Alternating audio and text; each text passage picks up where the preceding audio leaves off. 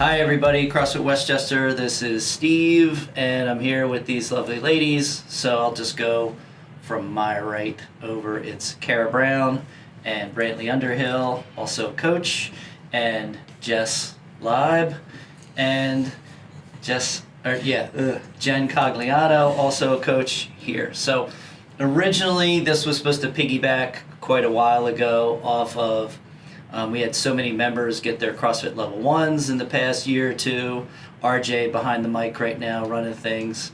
And how that has kind of led into just asking some questions. And then it kind of became, we had so many that was going to be, well, let's talk to all the guys first and then let's talk to the girls.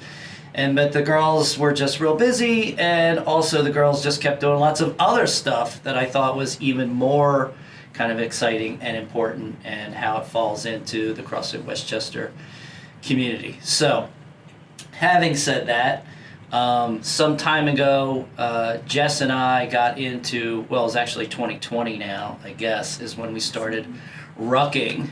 And if you don't know what rucking is, you can just look it up, but it's just walking around with weight. So now everybody is being seen, I think it's like a meme now on the internet, where it's like, you're in a good neighborhood because all the middle-aged women are walking around with weight vests. Like, it's sort of like a joke almost. But rucking's been around a long time. The big pusher of that has been this, it was a military thing, and then company GORuck, which is also veteran-owned and started, kind of pushed that with events, and then they got into gear.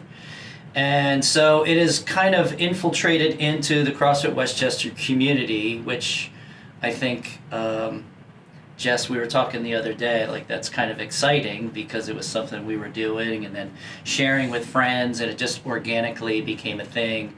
And then on the other side of that, because of GORuck and what they were doing, all of a sudden they saw this CrossFit relationship kind of start. So we saw it at Rogue, the invitationals. It went from weight vest to rucking, and so a lot of things like that. So all that to say, it's been pretty cool to watch it develop. And then you and Jen then decided to start the West Chester Ruck Club. So why don't you start with that, because it kind of all blends in together with a lot of things here today. So either one of you can answer. I don't even know if I even really remember the day or the exact. Isn't that how all like things start, right? Like you can't really pinpoint it. I think for like me, you, Steve, introduced me to rucking. I was in a period of time where my fitness kind of took a back seat to other things in life, and we just started talking about, well, hey, how about just trying to walk a little bit more? Yeah. Once you're doing that, how about trying to add weight? Have you ever heard of rucking? Have you ever heard of this brand GORuck? And then slowly that started to kind of weave itself into just our like social and personal lives, where you and Jess and me and Joe would kind of get together and start going on these rucks. And Jess and I really enjoyed it. I think you and Joe kind of jumped in like full throttle right away, whereas we were kind of enjoying it, but we were just kind of figuring out, okay, like, how does this mix into everything else we're doing? But we started to really embrace it and thought, hey, well, why don't we see if more people like want to do this stuff? Because people at the gym or just friends would start asking us, like, I see you guys going out and rucking, like, we'd love to do that sometime, or what is it, Yeah, what are you guys doing? And so we just thought, what if we start a club? And then we're still kind of like figuring out our club, which I think many people know, but I think that's kind of how it happened. Yeah, and I think it was just a good natural complement to what we were already doing, because we all kind of need some active recovery days and, playing in that zone 1 or sometimes zone 2 space, that it just sort of complemented the time that we were spending in here, and then sharing that with others was important to me. And part of plays into the club was that this has been a pretty important piece, and I guess I'd say life-changing piece, because rucking has become a pretty big part of our day, that just wanting to share that with others, because it's simple, it's easy, it's free, well, I mean, the amount of gear we bought isn't free. It started out being free because we all know I started on the hill at Stroud's Preserve with a Himalayan salt lamp and a bag of bolts in the back of a backpack that I had had for 10 years. So just the accessibility of it all was pretty interesting to me because it's like super inclusive and just a cool thing to share with other people. That's great. Yeah, I think originally it began because I was invited to climb the Grand Teton, and so I mean, that's where workouts like Chad come from, like 1,000-box step-ups, or just rucking in general was this idea, like preparation for clearing some elevation for a specific task out of the military. You know, everybody has to, that was a standing order up until I think the 19 somethings, doesn't matter, but it was like everybody, that was like a big deal. And then it became part of selection process. They kind of dropped that into the 60s and the 70s. But for you and I was like, I got to get ready to climb this mountain. And the big thing was, you know, strengthening up your knees for this specific task of stepping up, but also stepping down. And I know, Brantlee, you can speak to that. And I think you kind of did in our last interview when just you and I had spoken. And right, you were joining us out there on Stroud's Preserve, up and down that hill. We would add another 2 or 3 treks up and down that big hill at Stroud's Preserve. So, yeah, and then it was like 2020 came, and so fitness was a little less accommodating to be together. And then it was like I just remember that winter just walking around West Chester, like getting those. And we did 75 hard too. So it was like you had to be outside. So it was like, right, it was easy to do. Part of it for me was cool because everybody was already, as I had nutrition clients, one of the big things was, well, it's great that you work out, but are you sedentary in the rest of your day? And I think that society has outgrown our evolution. So we're all technology based, we're sitting around a lot, manufacturing has dropped off, and these physical hardships of just going out and doing things in your day to day got less and less and less. So we're not exposed to things like natural light as much and being outside. So I think that part was really appealing for me as a coach to, you know, how can I improve somebody's health without giving them more working out or you know, all those things. So it was like it went along with that 10,000 steps, and then it's like, well, how can I juice that up a little bit? Well, add some weight, right? And it's low impact, so it's not running or cardio. Or I think you and I, like when I met you, you were a runner, sort of. Were an excellent. A what? I was a very good runner. And I remember a conversation we had at the very beginning when you started here at the gym, and you were like, "Hey, you were signed up for the New York Marathon, and you were like, I don't want to stop doing this CrossFit. So what can I do?" And we kind of talked about that, and so it was like those things kind of all lead back to, you know, what can I do that's like low impact, or to keep pushing the needle for fitness and not just mental fitness or physical fitness, but mental fitness, being outside, being like, we've gone on some great hikes, you know, which were turned into rucks because you're just outside carrying around some weight, and I don't know, it's kind of fun. So that led to, now we kind of jump in a little bit, we're doing some rucking activities, you start the Ruck Club, and I remember the first event that you guys actually held, and it was like, we had a big turnout. I was surprised by who actually showed up, which I think is kind of fun to see the influence, right? It's not just the rucking that we're doing in the gym as part of workouts, it's like, hey, we're doing a rucking event. So we actually did not too long ago, over the summer, we did a GORuck event that was like a history at Valley Forge that a lot of people like showed up to do. They were like, oh, what's this GORuck thing gonna be like? So I think that was like a nice little dipping our toes into the water for that. Did you get a lot of feedback?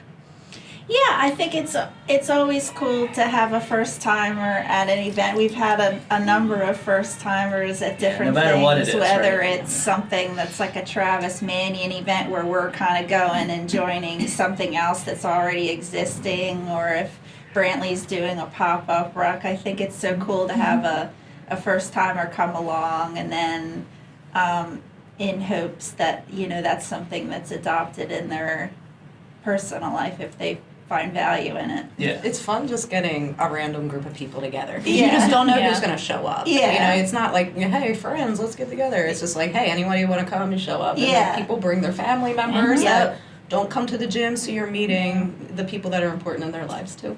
Very much so. Yeah, I think that's really the deal with doing community-based events. You hear that word thrown out a lot, like, well, what does that mean?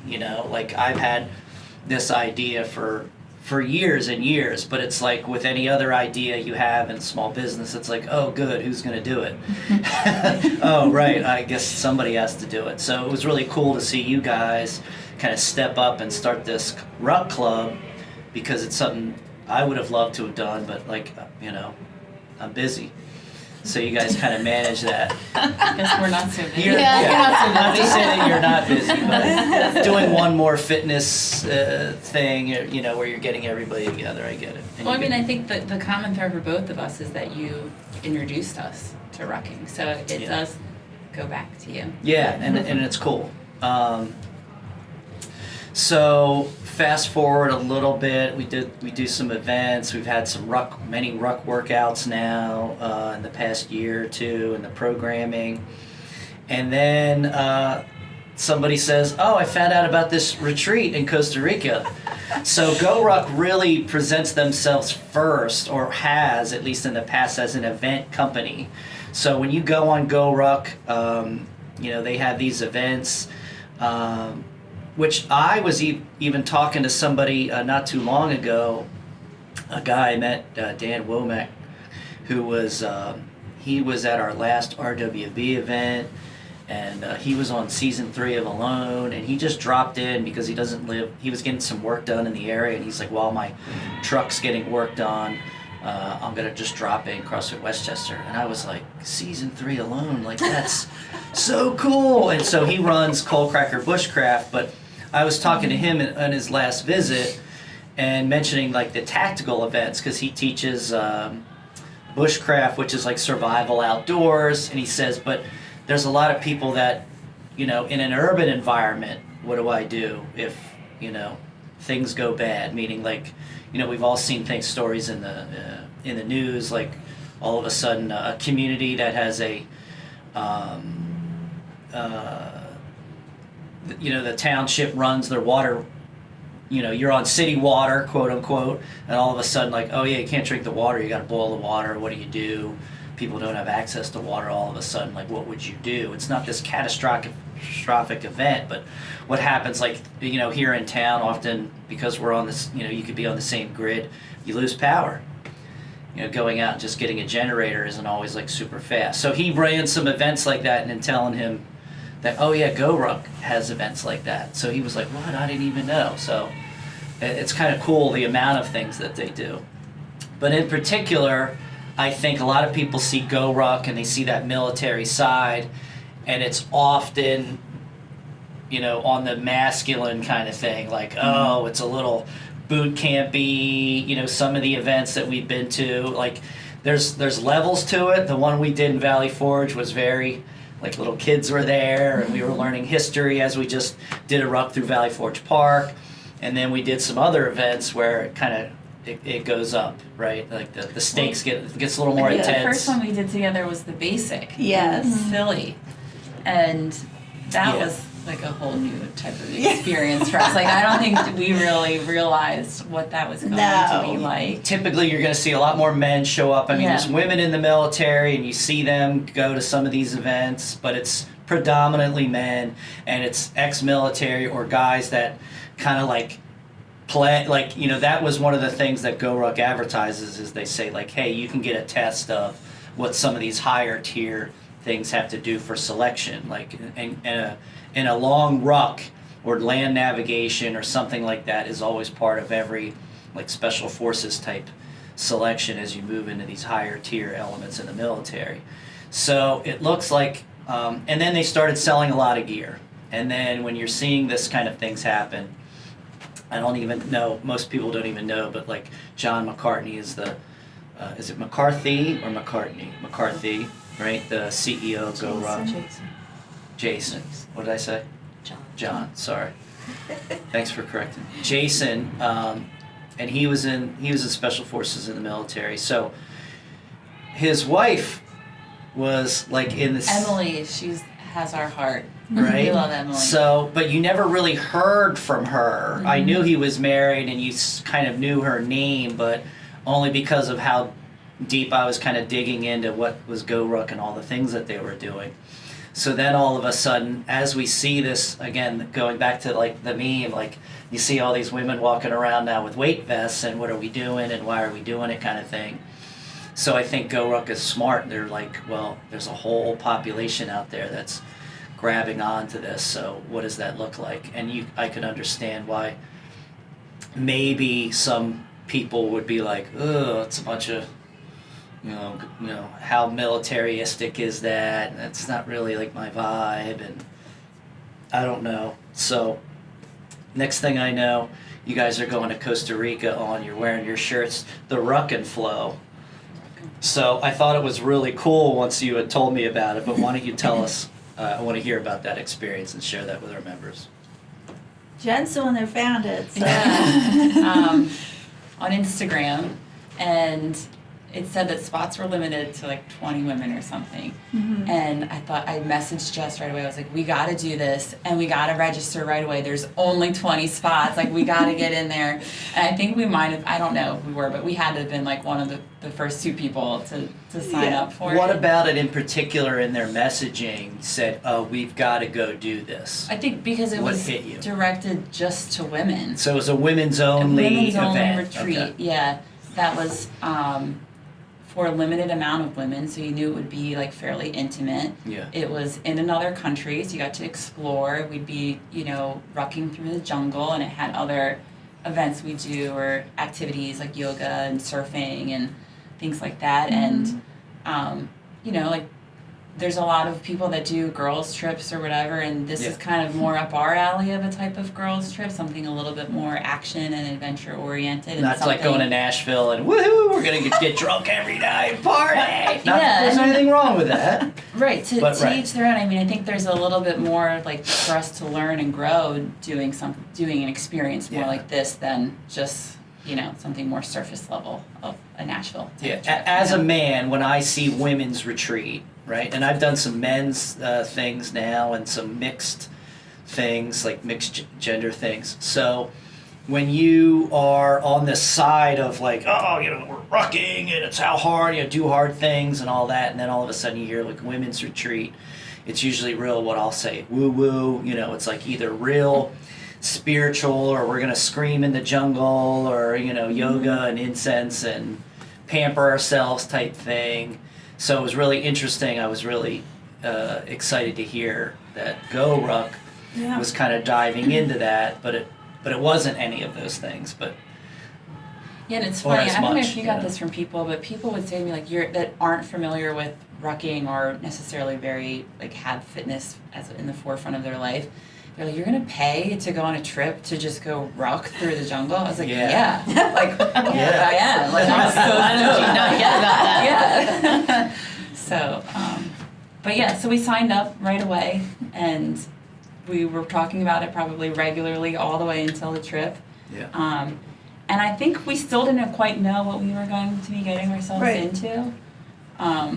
We also didn't think about like the puddle jumper we were going to be on and things like that, like some just like basic logistics, but. Mm-hmm. So you signed up for it, and let's just talk about the experience. Like what did a day look like on the retreat? I think they did a great job of a really nice balance of not beating the shit out of you, but pushing hard and spending some time. This is a family show. By the way, working hard, but then also relaxing and having some time to connect with one another. And there was time at night after the meals. There was some designated speaking time where a speaker named Liz Plosser, presented different topics to us. So it was a nice balance of rest and relaxation, some hard work, some growth. So I think they really hit a lot of different buckets. And What were I was interested to hear about the talks. There were two different like kind of talks, lectures, whatever. yeah. The one that kind of spoke to me was regarding the art of the pivot. And the genesis of that was the speaker, Liz, had made a pretty drastic life change in her 40s, moving in one direction and then kind of taking ownership and going hard in another direction. I think from like what you told me was like corporate life. Liz was the editor-in-chief of Women's Health for 7 or so years. And she was pivoting to kind of do her own thing and be a consultant and kind of explore other means that she was more, had some additional passion and interest in. Yeah. And why, the whole thought of like leaving something secure and predictable to going out there and trying something new. And I think that spoke to a lot of the women at the retreat. Everyone was was from all different backgrounds.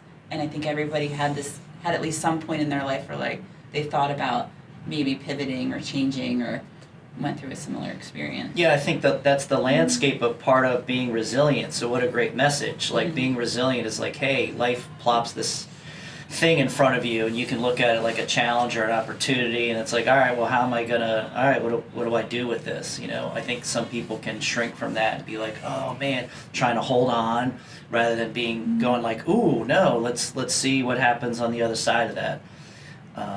So I think that kind of fits into like rucking kind of stuff. I don't know if this was intended or if this was just sort of how it came to be, but all of the participants seemed to be we were of a similar age. Yeah. And I just think it spoke to a lot of people because, you can be in your, middle age and think that your life is sort of written at this point in time. So I think that just hit a button on a lot of us for that. Did anyone show up who had never rucked before? It was shocking. Our first two girls we met at the airport that we're really like close with and stay connected with. We had a group chat like before going on a WhatsApp chat, and so we knew 2 girls were going to be flying out of the same airport as us and on the same flight. So when we got to the airport, we're like looking around like for the rucksacks, like there's only so many people that have them in the airport. So we spotted them.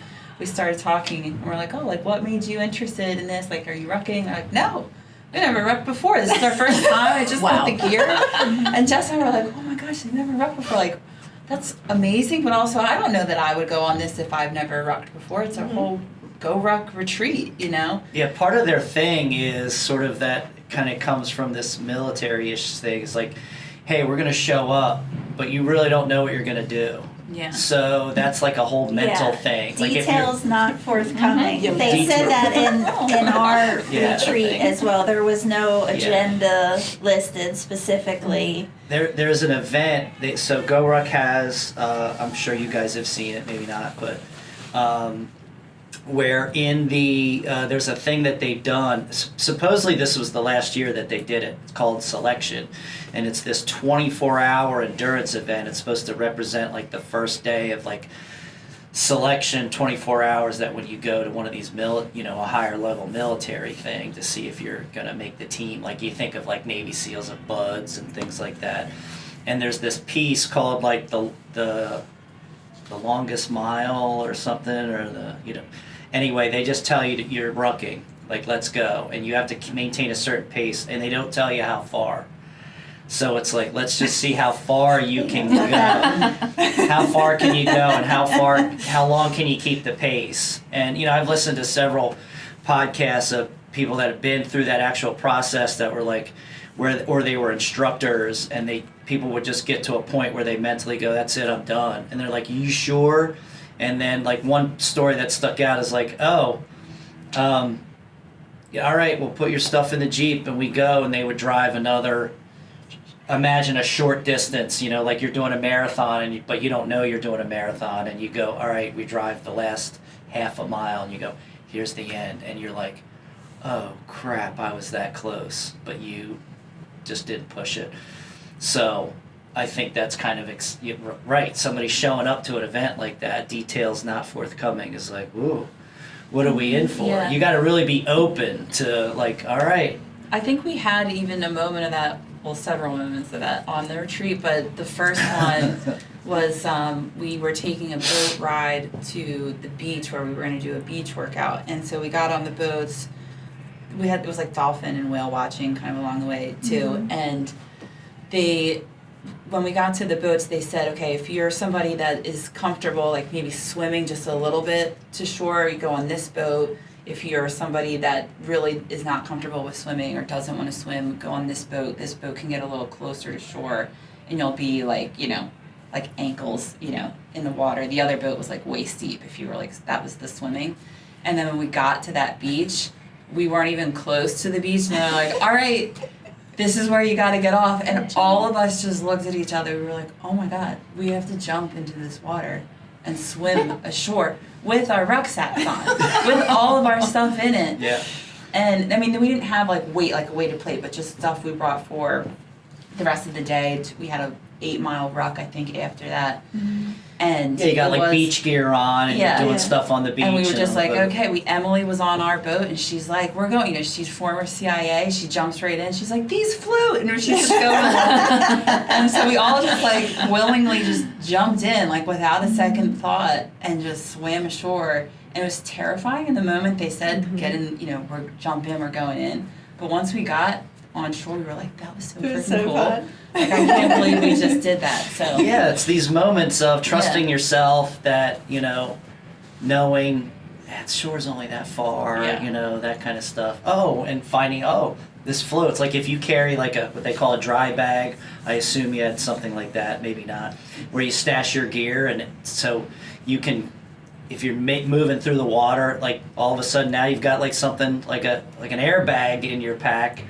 Right, Yeah. so those are the things like that when you're doing like a real, not a real event, but like they're teaching you to do stuff like that you would know ahead of time, but it's kind of like, oh, okay. Yeah, there's a lot of value in the not knowing, finding out, and then immediately deciding if you're going to do it or not. And Yeah. then doing it and knowing what that felt like Yeah. after you did it. Yeah, it's like anything like rappelling, it's that first kind of, logically, I am secure here, I can't fall, there's many things, hooked ups, backups to backups when you're on a mountain, but it's like, oh, I'm leaning I am out here in space, and there's just this rope holding me.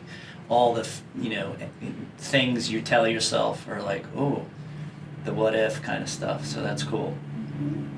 You guys did a tree climb?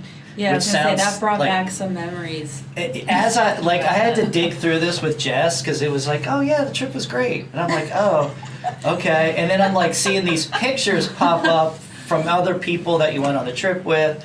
So you guys like climbed some huge, was it like a banyan tree? Is that what it I don't know is? what type of tree it was. It was like I'm not sure. 60-foot tree that had all of these roots kind of interwoven. So you're rucking through the jungle, you ruck to this tree, I assume, and now you gotta climb this tree that's climbable, but it's like one of these viney, real tall, imagine like Disney movie, Tree of Life, viney Well, we were thing. split into two groups, and we didn't know like what this tree was. Like honestly, a lot of us thought we were going to be climbing a palm tree, and we're like, oh, okay, like whatever, like we'll climb a palm tree. I don't know why we thought that, but several of us thought that. And so Jess and I were in different groups that day for the tree climb, and when they came back, like she went first, her group.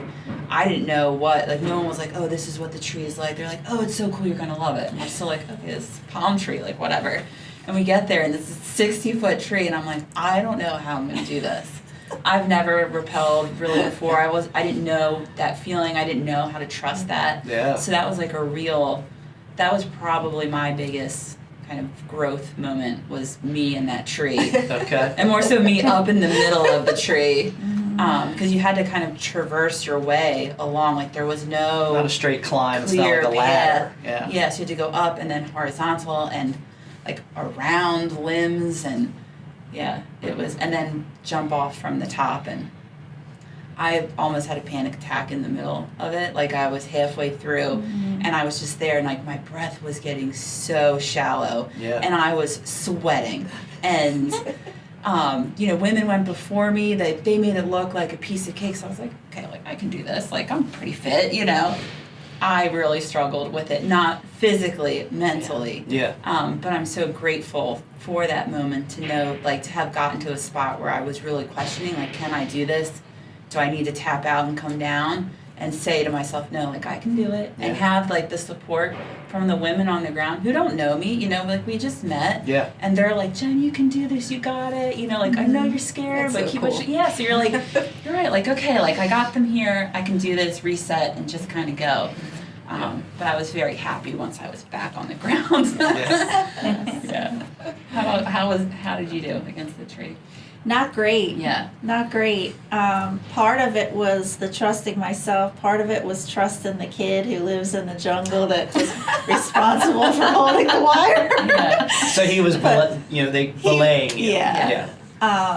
But similar sentiments to Jay Cogs. I mean, it was empowering once you got to the top and you like rung the bell and then they told you to jump and then you could like lean back and like be upside down like as they lower you down, which I was proud. I like leaned back for a couple seconds. I couldn't do it the whole way down. Like other people were doing like yoga poses upside down. I was like dizzy. So it was cool. Got through it. That is cool. Trusting the young man was also a big thing for me. Sure.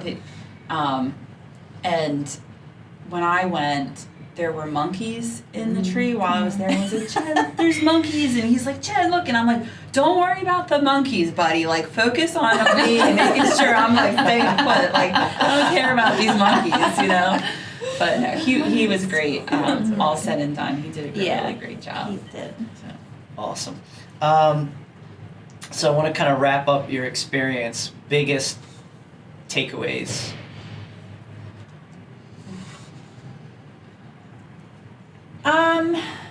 For me, I was excited to go away with my friend. I was excited to ruck. What I didn't expect was the connection that would be made with the other women there.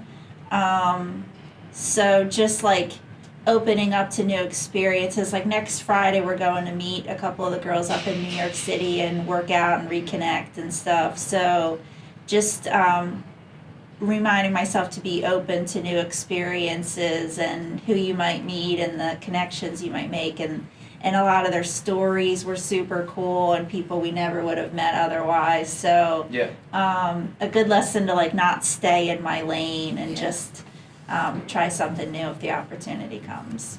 Yeah. Kind of like if you ever wanted to try CrossFit.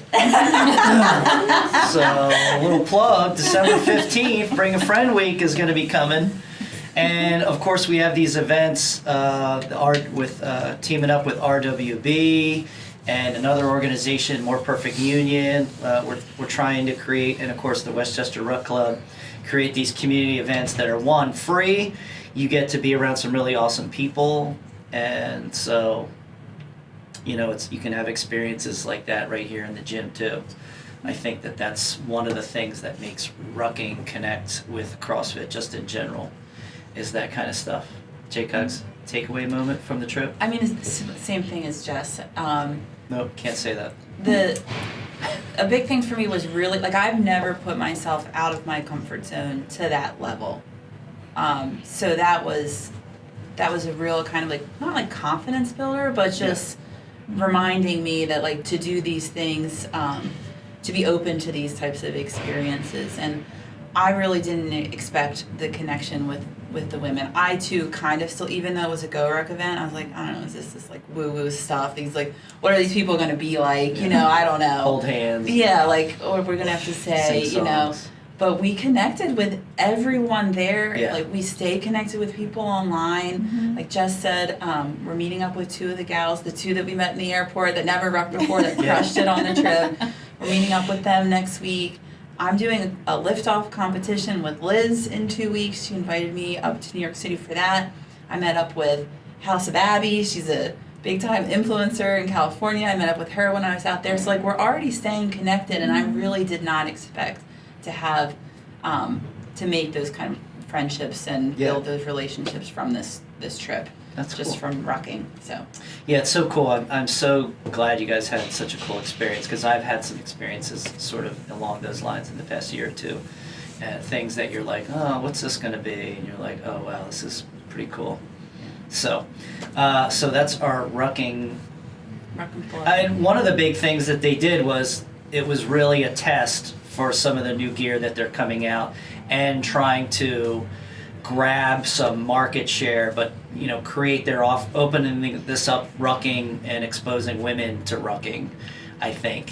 And it was nice that they curated this event, and then it was kind of like, hey, while we're here, we got some new women's gear. So I saw like you guys, they got like part of your trip, you got like some clothing that they're coming out with. That's they've always had guys clothing, but it's like t-shirts, workout stuff, pants, shoes, boots, but they had like women's gear, like leggings and sports bras, and of course this new thing, the Spy Ruck, which is like a softer ruck. So if you don't want to maybe have go all in on a rucksack, and you don't want to wear something that looks like you're like a military, like a bulletproof vest, they were smart and came out with like a soft-sided ruck that you guys got as part of your trip. So that's been pretty cool. I actually tried it on. It was, I don't know. I didn't know if they had a bigger size, but I was like, it's definitely made for women. yeah. This particular one. Yeah. It was just interesting. I was just curious, like, what's this feel like? Because you could wear it under stuff, and of course it's not like restricting your breathing or smushing your chest that a lot of, those military things, like, listen, I don't think in the military they're always thinking about women's comfort right away with a lot of stuff, but that's pretty cool. So I thought that was cool that you could be a part of that too. Yeah, that was a highlight for us that we had to sign. Yeah, you were like she was like, oh, I can't really tell you about it. And we didn't. That's the funny. Jess and I both didn't tell you or Joe. Yeah. We were like, oh yeah, we tried some new stuff, like whatever. Yeah. We're like, and then meanwhile, right, I see all these, you were like in a photo shoot. Yeah, they took it very seriously. And they're like modeling all the gear. Yeah. What the heck? That's a dream job. So that was pretty cool that you got to be a part of that. Yeah, It was like cool. sort of a joke around the house. I was like, oh, just big deal. All right. So that leads us into throughout the year we've been rucking, and Kara, you're a newer member at the gym. Yep. And you like dove headfirst into rucking with us as part of our community and things. And Brantlee has been rucking. She just didn't know she was rucking before, right? With getting ready to do climbing, because that's part of the things that she does, but outside of the gym. So all year, we all kind of did it. I think I did it really I did it halfway. I wasn't going full bore, but you guys were like really all in on this new thing called the Ruck Race League, which was really interesting because it was all about rucking as a kind of a sport.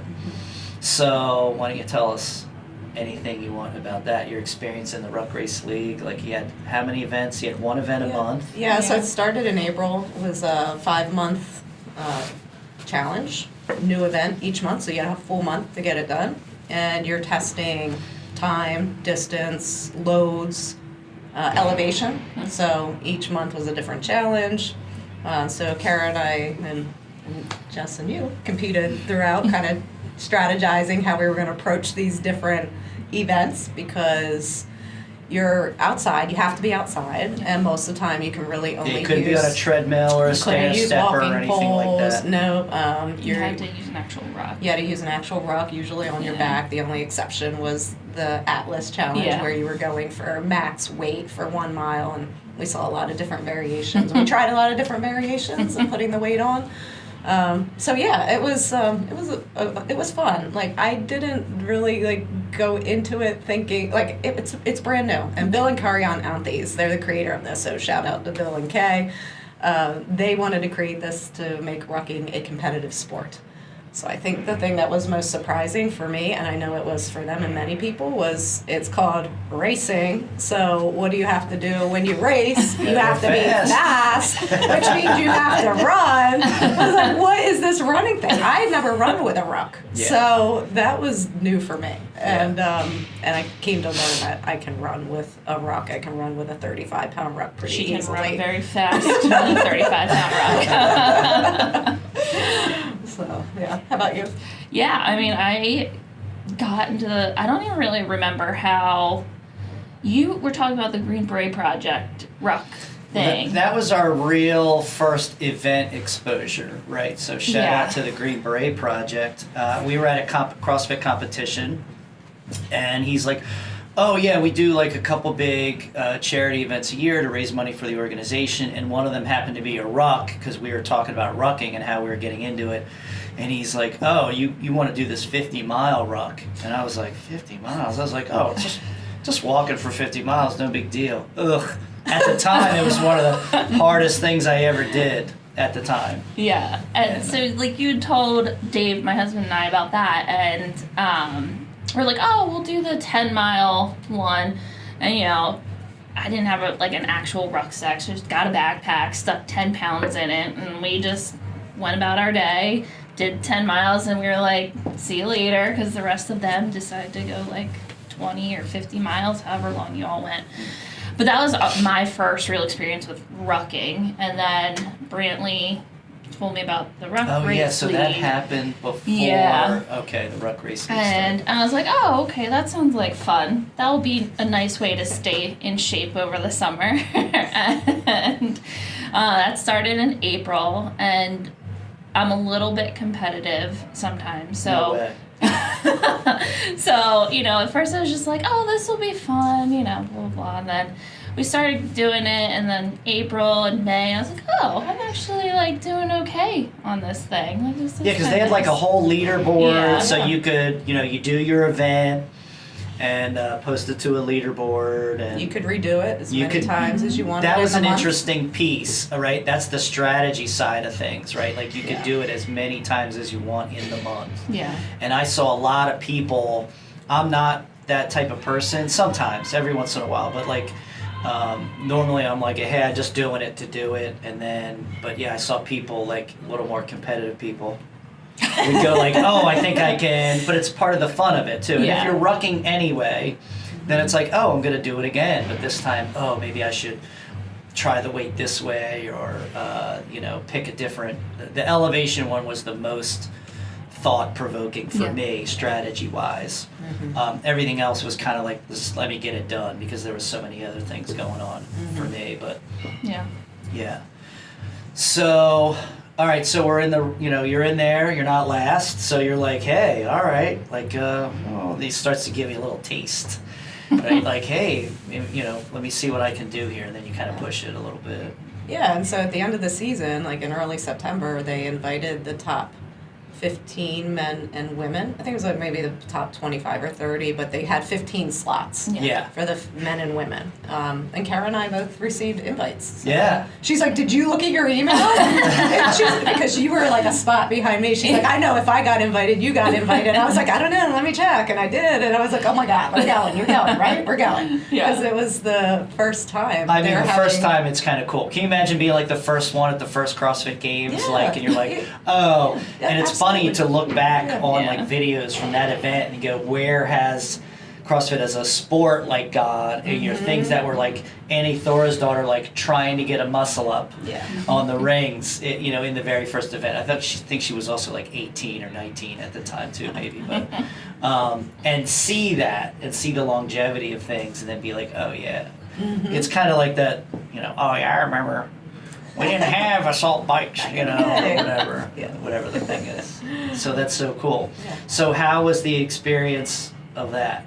Well, what was the event? That's what I really want to know, Yeah. because I saw that they weren't telling you what you were to really. They didn't really give you a lot to be prepared for. They only told us to What'd they show tell you? up outside of Atlanta, Alatoona Park, with 35 pounds for women and 45 for men.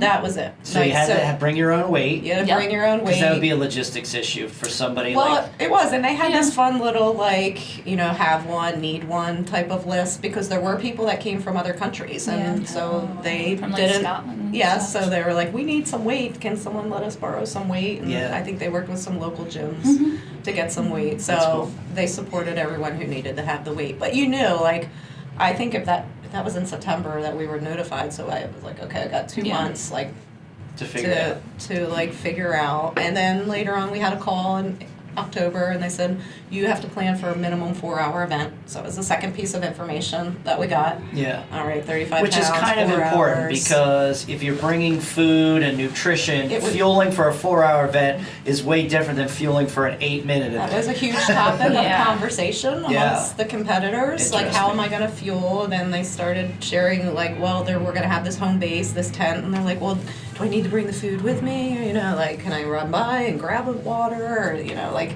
they weren't really saying any of that stuff until 30 minutes before the event. Yep. Yeah. 7:30 a.m. So they tell us. You And could we didn't probably- actually know until like what exactly we were doing until 10 minutes before the event. Like it was like 7:50, and he was like, "There's gonna be 4 quarters," and Brantlee and I just looked at each other. We're so confused. Like, wait, what are we talking about? And so there's 4 quarters, and all we knew is when quarter 1 was starting, which was like 8:00, and then he said, you know, we're gonna, as soon as you start quarter 1, we'll let you know when quarter 2 starts. So what was the rules of that? What did that mean? It was So- a time element or a distance element? A little bit of We basically, for quarter 1, had 2 hours to go do 2 loops. But So you they didn't told know us, you know, like, you're going to go far. out here, you're going to run there, and then you're just going to follow the people along the trail. They're going to direct you. You're going to see this tape. The tape's always going to be on the right side of your shoulder. If it's Yeah. on the left, you're going the wrong way, but you're going to see this tape. You're just going to follow that through. You're going to come through. We'll record your time, and then you go back out and you do the loop again. But you didn't know how long the loop No. was, No. right? Mm-mm. So And we actually didn't find out any of the distances until the whole Until the competition very was end. over. Yeah, because you couldn't wear anything, right? We weren't allowed to wear watches, Yeah. have our phones. We knew we wouldn't be able to have like music or anything like that, That was- way ahead of time. But the Which I phones kind and of the did. watch, we did not I know. really did. Well, that was more part. for safety, you Yeah. know, like, even though they had the park closed, they said you might encounter other people on the trail, you Yeah. know, and if you do, be kind to them, be nice. We're representing Ruck Race League, but, Yeah. you know, you don't know what you're gonna find on the trail, and if we need to get somebody off the trail, or there's an emergency, we need you to be, like, aware. Paying attention. Paying Yeah. attention. Yeah. But people were like freaking out, like, oh my gosh, I can't track my steps. Oh my gosh, I'm not gonna be able to see how far I went today. And Yeah. then someone's like, can I wear a chest strap? And they're like, well, is it No. for a medical reason? No, then you take it all off. Oh, wow. Look, Jess is getting crazy. Oh, I'm not counting my steps today. Yeah, but like from a pacing standpoint, Yes. it's very different. Like that's all about like you know, Chris Henshaw from Aerobic Capacity often talks about like wearables are great, but you should learn to know like, hey, if I'm feeling this way, my heart rate's probably around this, or Yeah. where I'm at. That's what it's really not about the number of your heart rate. It's really about how am I handling how I'm feeling right now. Do I need to pick? Can I pick it up? Can I push through and make go a little harder, feel a little worse? What's that going to cost me Totally. later on? And I think Yeah. that's an important part of training people. And that's part of like mindfulness that I think like when you're like you don't have a distraction. Well, and that's how all I that felt other on the stuff. trail. I don't know about you, but it was very peaceful out Yeah. there. These trails were, they're through a state park. They're also used for mountain bike.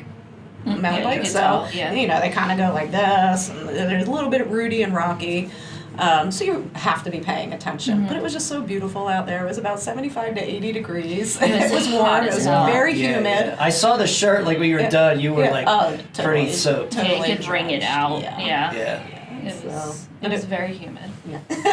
All right, so you didn't know what you were doing or how long you were doing it, but they're like, go out. We'll let you know when you're done, kind of thing. Well, you had to do 2 loops. 2 Yes. loops. Within a 2-hour period. For that first quarter. And then what was the cutoff to say 10. you can continue on? It was essentially 2 hours. Everyone finished in the 2. So everyone finished. I was the last one done. So it was like an hour and 14 minutes that everyone had finished. So everyone had about like 45 minutes to an hour for recovery until 10 o'clock started is when the second quarter So quarter started. 2 starts. And then you what had did an they tell you? hour and a half to finish. So What's 2 the loops. distance? What did the distance end up It being? ended up being 6 miles. For the total. So you had to do quarter. So you had to do 12 miles within 2 hours. No, 6 miles in a 2 hour. Oh, So each two loop was about 3 It was miles. almost Okay. 3 Almost miles 3. each loop, yeah. Yeah. And when you started quarter 2, you knew you were doing the same Yeah. thing that Mhm. you had Yes. done. Yep. Okay. Yes. Okay. But we knew we had a half hour less to do it. Which are like, oh, I finished in, like at just over an hour, so no problem. Right? Yeah. What was your strategy for that after knowing what the first quarter felt like? I didn't change much. I had like some fruit snacks in my pocket. I did carry a bladder because I was like wanted to stay hydrated, Yeah. and That's super it was just to keep moving. I didn't want to walk. Like I just wanted to keep shuffling and running along. I would always take the downhills pretty fast because I knew I could. The uphills, I'm like, maybe I'll conserve a little energy and just walk a little bit up there. But in my head, I'm like counting, like 10 or 15 steps. I was like, don't walk more than that. Like, you just keep moving, like forcing myself to keep moving. Yeah, I think my problem was I didn't have a strategy. I just You were winging it. the whole, I had a full plan going into the entire weekend, and then that plan kind of got screwed up, and then because my husband was supposed to come with me, and then my daughter got sick, and so he stayed home. I hadn't been on a plane since pre-COVID, so I hate flying. So I had to fly by myself, get down there, figured all that out, met up with Brantlee and her husband. But I had my whole fueling plan and everything else, and that went well, really, really well, because I've been working with Amy Landis. But what screwed me up is we had a plan of every certain amount of mileage is when I would fuel. So I was like, oh shit, I don't know how long we've gone. And so I was trying to go by how I was feeling. So after we did the first quarter and we started the second quarter, I was eating gummies, and then I threw those up because those just didn't sit well. So then I was Were they a like, special gummy? no, it was a fruit snack. So just fruit snacks. Fruit snacks. I keep calling them gummies. Fruit snacks. Sorry, no judgment. And so then that threw me off, and then I did the Ruck and Roll with Jess a few weeks ago, prior to the finals, and That was for the I Am Able Foundation, Yes, right? So that and- was a thing. Yeah, I know that guy, but Yeah. I Am Able Foundation, they had a thing where it was for adaptive athletes. They had I forget what they're called, but they're for people who can't use their legs, like bikes. yeah, To do a trail, so you could run, you could bike, you could do. They had adapted people, and then they had people just rucking through the course too. Yeah. And that I felt was the perfect training for preparation for this, because we also couldn't have music or headphones in for that for safety purposes. That was 13 miles, and I wore 40 pounds for that, and I was killed it with nutrition, pacing, everything, but I had my watch. So I could check my watch to Kinda see check in, yeah. where my heart rate was, what my pacing was. Since I didn't have that for the finals, I think I got all screwed up. And then I was too focused on how exhausted I was feeling, and not focus, trying to refocus and kind of stay present and all that. So that totally messed with my timing and everything else. But so I didn't really have a strategy, which was part of the problem. Long You story kept short, moving. yeah, You did keep moving. kind of. Yeah. Yeah. So we got done that second quarter. I think I came in an hour 22. So I remember. An hour and a half. I think so. Okay. And I came in with 2 minutes left. No, it might have been a little bit Oh, more okay. than that, but Yeah. I just remember not resting as long, and then having to go out for Let's do it again. the third quarter. What was the time on the third quarter? 1:15. So they're chopping another 50. So they chopped off a half an hour for the distance, then they chopped off 15 minutes for the distance. Yes. Okay. Yeah. So I remember having very little rest That makes time. sense because you can only go so fast unless you're like some kind of genetic freak. You know what I mean? Well, there were genetic freaks there. So you can go look at the scoreboard. But the guy that won, Jarrett Newby, you know, like he's a whole vibe. He's a whole vibe. Like, he's an adventure athlete. He's a high rocks champion. But he came back on that first loop, and Corey said he came in and he's like, "It's 2.5 miles the loop." Like he knew, you know, like this is a guy that knows his body and knows his time. I think if you're doing aerobic stuff like that, you know, like high rocks is mostly aerobic. There's some strength stuff there. You got to be strong enough to push the sled and the farmer's carry, but mostly it's aerobic. So much running. You got to know what your paces are when you're a long distance, and if you're gonna, like, there's me who's like goes out and does something. I'm like, I just want trying to survive, and then there's like, oh, I'm doing this. This is my thing, my sport or whatever. And I'm like, hey, I know I'm at a what mile pace. I know what that feels like and all that. So So I didn't make it to the fourth quarter. I got time capped in the third quarter, but it was fine. I think when I did that final loop, I was like, oh my God, this is like the farthest I've ever ruck run. You know, I definitely was feeling it like in my foot, body, overall fatigue. So then it just is all mental at that point. I'm like, I could walk this final loop, but I'm just really going to keep trying as moving much as possible. So like getting that done, I was like, that was it. You know, like I was completely satisfied with finishing that third quarter. My experience from doing like a 50-mile ruck into doing a couple half marathons is that you can train as much as you want. At some point the wheels fall off the bus. It's going to be painful, but the pain it gets to a certain level. It doesn't get like worse. It's just like, ooh, it's uncomfortable. So like doing something like 50 miles is like, ooh, now it's like a rock in your shoe kind of. Like, oh, this hurts, this is annoying, this is just keep rubbing the same thing. I don't know. But it's I feel like it does get worse at some point. It doesn't get worse. I feel like it hits a plateau, and then it's just like, it's now it's, you know, as the pain or whatever uncomfortability, it hits a plateau, but now it's here, and it's here until you're done, and you have to be really comfortable with being uncomfortable. Yeah, I think I was just thinking like, unless you have like an injury, something pops up or something cramps or whatever. Yeah, you break your foot or something. But I was like, how can I just keep the pain where it is and not let it get worse? You know, like, so like changing stride a little bit, maybe shifting the straps, or, you know, just trying to do something a little bit different just to like maintain where I was at and not worsen. So was the fourth quarter an hour?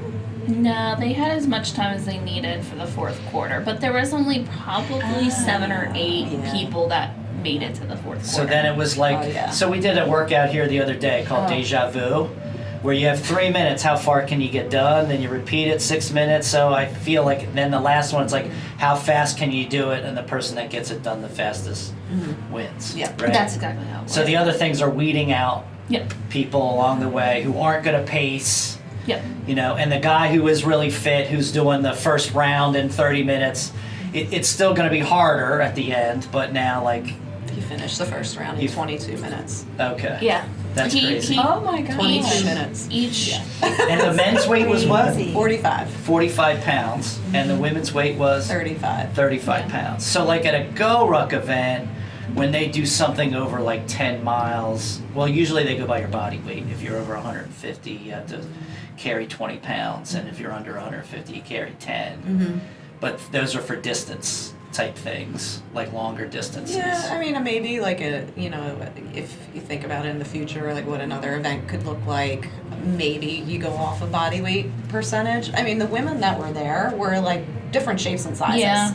I mean, from quite petite to like bulky, strong women. None of us were particularly tall, though, we noticed. Like, there was nobody that was like some of the men, that like, Jared was pretty tall, but like, none of us were particularly tall, but yeah, all different shapes and everything else. Like, I think you just have to have like grit, like just true grit to like go out there and do the thing. And And of course, all of those people that were there for the finals, like, they're there to do the thing. Yeah. Like, the unknown thing, they're just like, give it to me. I'm Yeah. ready for it. That's so cool. I think that's what kind of Yeah. found Yeah. everybody through that experience. Nobody was going to quit. All right, so any takeaways overall just for the Ruck Race League thing? For me, it was definitely just like a bigger mental challenge than it was a physical challenge.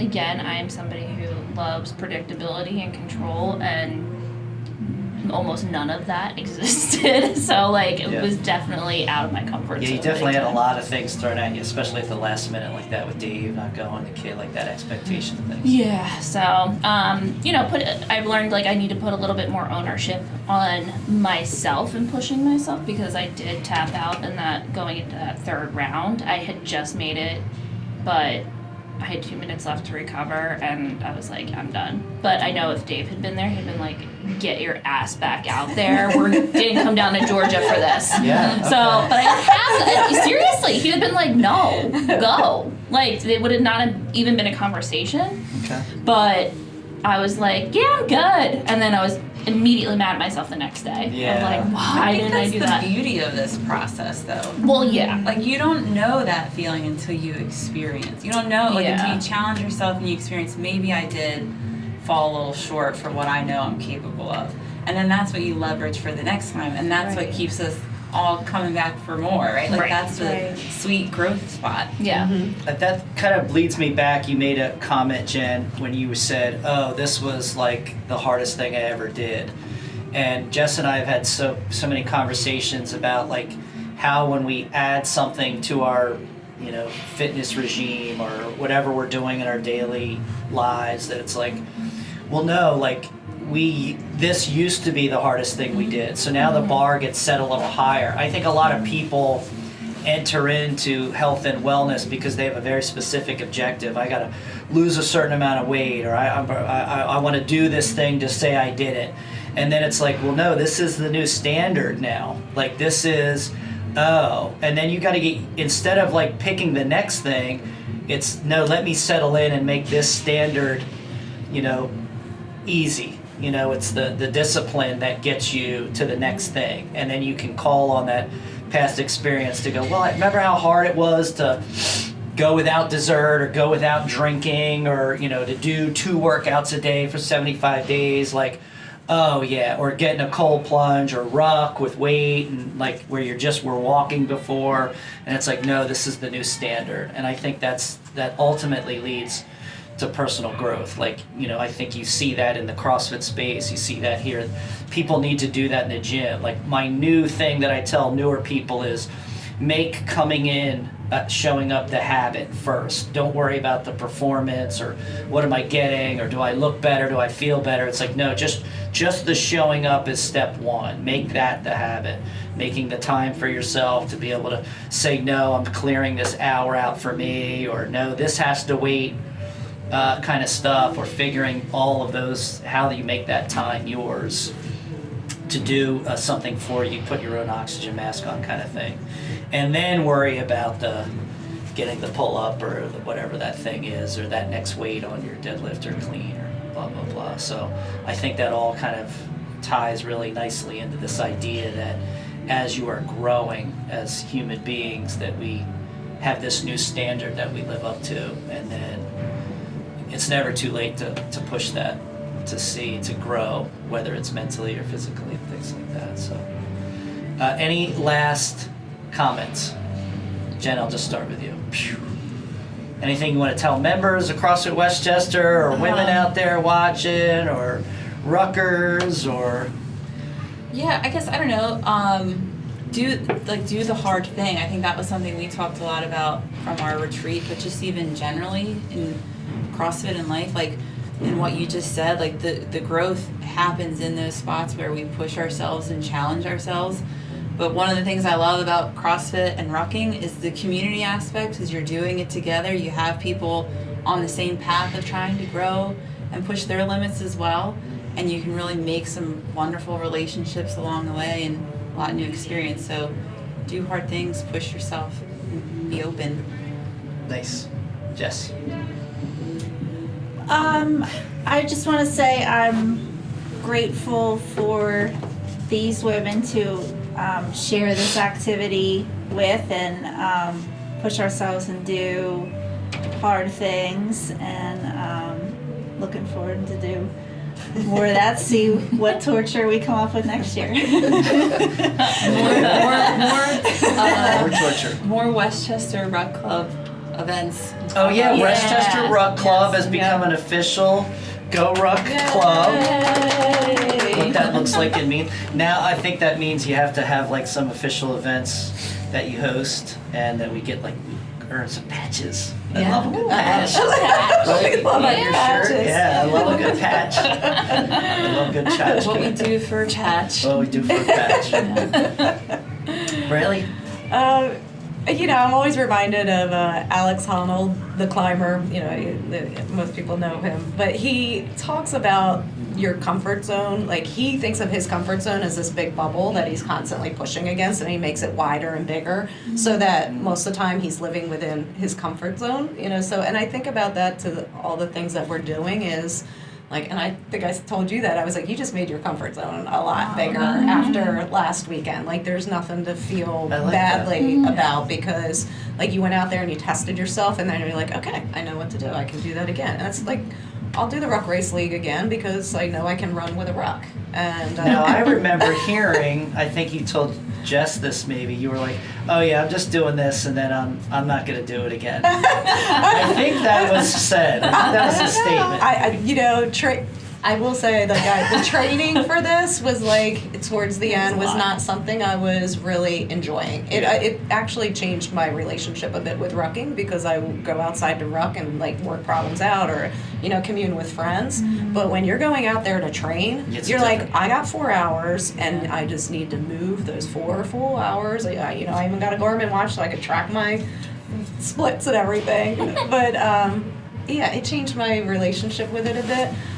But I don't think it has to define it. It can simply be like, when I'm competing, this is what I need to do, but I'm not going to give up being in the outdoors and rucking because I need to go have my personal time and work stuff out in my head. Or Sometimes it's just nice to, you're doing something a little bit more than just taking a walk, but you're still just out in nature. Yes. Walking through nature in the world and letting your thoughts flow around. Yeah. I really like that bubble analogy, because I think when you think of like setting the bar higher, it's very linear. It's like there's only one more notch up, where this bubble is this idea of, I can push things this way or that way. It's a 360, more than that, right? It's this whole bigger thing. I really like that. Yeah. Kara? I'm just grateful for meeting and growing relationships, outside of CrossFit too. So, with these women and, their encouragement to like push beyond the comfort zones. And I think that that's been like a big game changer for me this past year in general. So I'm looking forward to more events and doing more things. Did any of you ladies think rucking improved what you were doing in the gym, or that what you were doing in the gym improved what you were doing rucking? I've gotten so much stronger doing what I'm doing. Like, I can see it and I can feel it. The masseuse works on me and she's like, wow, this is like a big difference from a couple months ago. So, yes, I definitely feel that.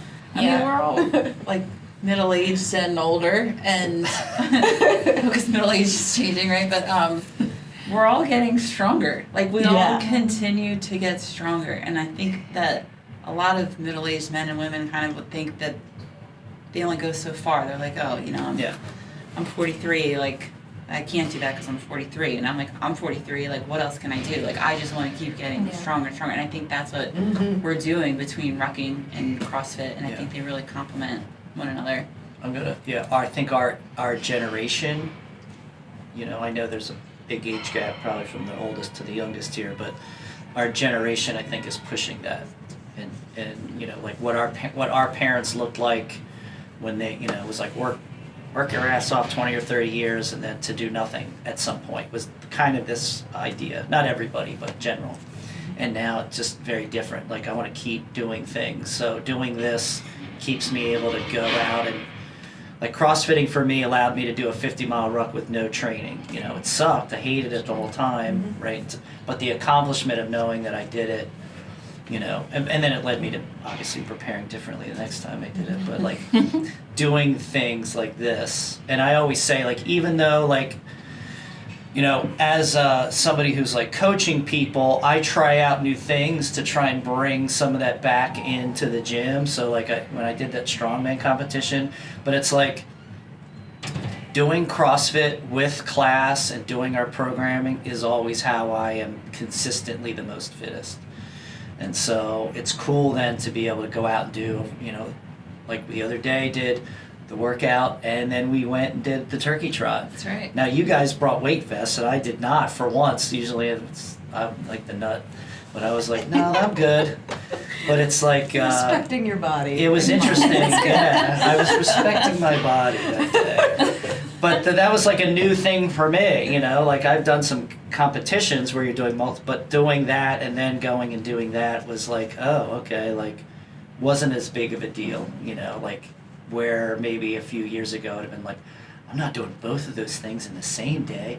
That sounds insane. And then later, like I don't know, you got some of that from anybody. You're like, you're gonna do that and that? That sounds crazy. Response for people for a lot of things. Yeah, plunging, having a workout. Yeah.